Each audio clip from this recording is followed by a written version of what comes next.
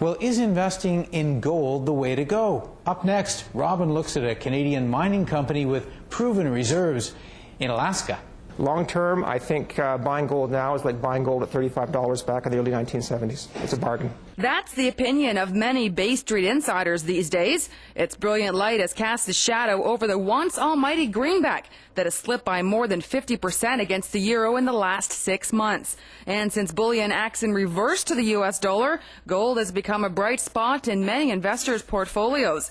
David Chapman, chief technical analyst at Union Security, says if you want to be diversified in gold, you may have just picked the right time to dig in. I'd always had my timing for the real big move in gold in this decade to occur sometime after the middle of the decade, which is obviously where we are right now. Gold hit a 16-year high in early November to close at just under $433 US an ounce. Now, as the price of gold continues to creep higher, some investors are feeling a little bullish and swallowing up bullion in the hopes that a golden nugget will soon appear. Teryl's a mining company, mining exploration company, and we have several gold properties in Alaska that we're developing. And we hope to start drilling several other properties this year. Teryl has become the largest landholder in the Fairbanks mining district and has interest in 4 gold properties in Alaska near the Fort Knox Mine, which currently produces over 1,000 ounces of gold a day. Teryl has 4 main properties under exploration, 100% ownership in the West Ridge property located adjacent to the Kinross North Mine, a joint venture with Kinross Gold, an 80-20 split in GIL claims with Teryl holding 20%. The Fish Creek claims are owned 50% by a private company, and Teryl has an option to earn a 50% from Lynx Gold Corp, as well as a 10% from Stepovich, profit for Teryl. In the last 7 years, Alaska's discovered gold at a rate of about 5 million ounces a year, and a discovery cost of about $4.50 per ounce discovered.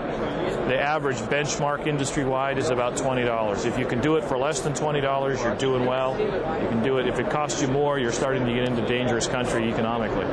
So Alaska's been discovering ounces at a very rapid rate. Part of the reason the properties are good for gold production is because of the location. These in particular that Teryl has are only 20 miles away from Alaska's second largest city, Fairbanks. Road accessible, power on the property, cell phones work there, no remote camps, no helicopters, which add a lot of cost. So in a lot of respects, that's part of the reason that Teryl chose the Fairbanks district. The GIL Joint Venture project is Teryl's most advanced property and is open along strike and depth. The company has spent $1.5 million on exploration alone. The GIL Joint Venture is 2,000 acres, and we have drilled that property on several occasions, and we have produced excellent results in our drill results. Our assays have been substantial.